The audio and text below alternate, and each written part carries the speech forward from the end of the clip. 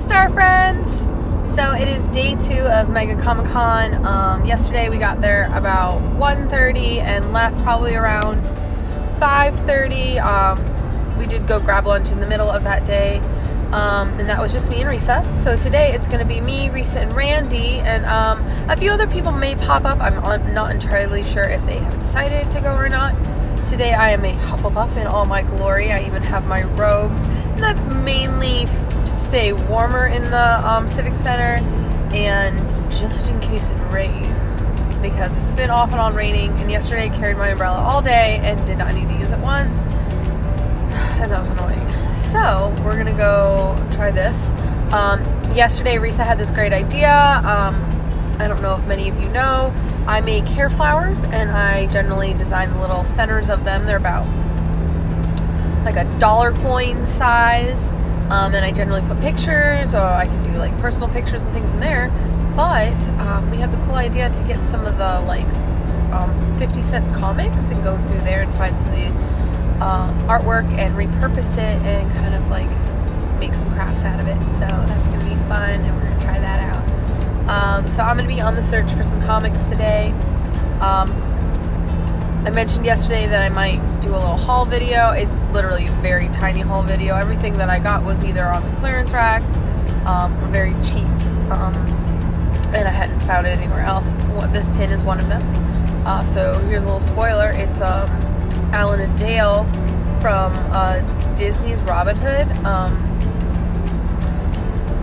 And there's an artist who does all these like cool art pieces. They had them in stickers, pins, things like that. And this is Alan Dale, and it says "Oodalali, oodalali, what a fucking day." And I flipped out. Like, I just thought it was like an anthem. It was just so great, and I love that it incorporated Disney. That little melody. The da da da da da da da da da da da da da is one of my favorites. Whenever I hear it, I'm like, ah! So I got that pin. I wore it yesterday, and I put it on again today just because I really like it. I want to go back and see if he has like a vinyl sticker of it, or if he can make me a vinyl sticker, because I would love to make a little phone case out of it or something. I really just appreciate his artwork and can relate. They had one of the little rabbit in his little bunny. It says "Don't fuck with me," and then it was very clever. A lot of it. They had Sir Hiss. He did a lot, pretty much all of the Robin Hood's characters, and then there was a few of the other ones too. And he has a little comic book. I have his card. I'll try to link that in here somewhere once I figure out how to edit things better, because I've been really bad at that. I have his card at home, the artist, but I'll try to maybe go over there and get a little picture of his booth, because I really like him, and I definitely want to support people that I really appreciate. There was him, and there was 2 other Disney artists. I think one of them was Molly, and something Moon was the other one. I'm really bad at names. I did grab their cards, so I'll definitely link those. They were very, very cool, great artwork. If I had more money, I'd definitely be buying some of their prints, but I definitely have to just be careful on funds right now. So, I'll definitely give them shout outs anyways, even though I did not buy any of their stuff, even though I really wanted to. They had, one of the artists had John Barrowman in a TARDIS dress coming out of the TARDIS, and it was fabulous. A lot of other modernized kind of princesses and just beautiful work. And then the other one, I believe her name was Molly, and I could be wrong on that. She did more like watercolor, like pretty much true to the characters, but beautiful, beautiful work.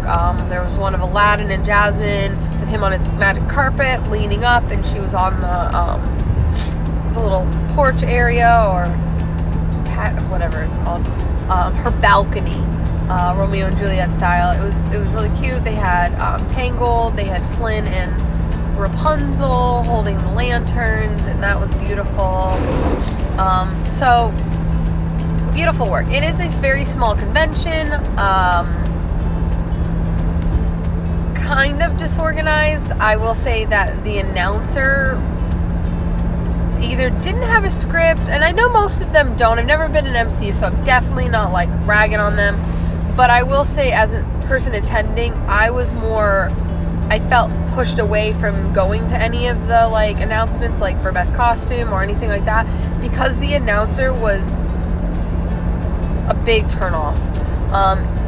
Very unorganized, just kept shouting for things. Like, apparently they needed chairs at some point, and all you heard is, "I'm still waiting for chairs," and it was over the intercom, so you heard it no matter where you were, even if you didn't know what was going on. And it was I didn't like it. Other than that, it's a cute little convention. I'm definitely spoiled from being from New York and going to all these amazing, like, huge conventions like New York Comic Con. I've been to a lot of haunt conventions as well.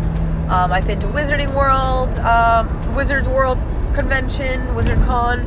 I've been to Haunters and all kinds of those. So I've been very spoiled in that my first introduction to conventions were huge conventions.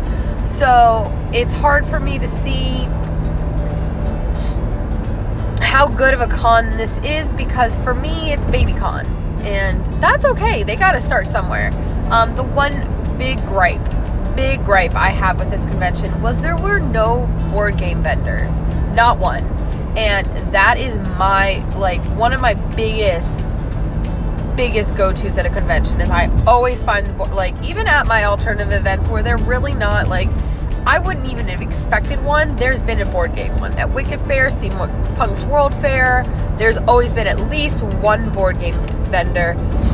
Maybe they didn't have a huge room, maybe it was just a table, but they had board games, and I always loved going over there. I'm a big fan of mini games, and I'll do, my friend Risa, who's now working for Active Player Network, is doing specials on people with different gaming styles, and she has asked to do an interview with me about my mini game collection, because my big thing is I love the big board games like Small World and Munchkin and all those regular size, what you would think a board game looks like, but I have an obsession with little games that I can throw in my purse.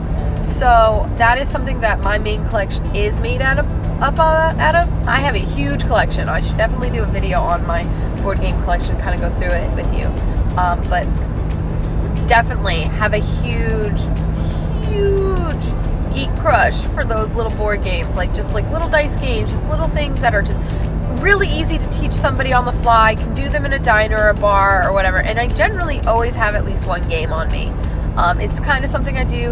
In Savannah, I have kind of stepped back and not had games in my purse, because I'm generally just working home, but I'm definitely going to try to be keeping a game more on me now that I'm starting to get to know people, and maybe that's a way I can start meeting people, is, hey, you want to play this game with me, and just teach them real quick. Really love those little games. So I've gotten off on a tangent, but I'm headed to the Civic Center right now to check out day 2 of Mega Comic Con in Savannah, and then I have to go to work after again and close, but we'll see how it is. Hopefully I can mash and edit this video up into a really nice one. I did try to do a time lapse of walking around the convention center yesterday, and it ended up being really fast. I thought it was going to go a lot slower, and I was walking really slow. So maybe we'll try and do it again. I don't know. But anyways, you'll see it all when it's ended, and I hope you have a super great day, and let your soul shine.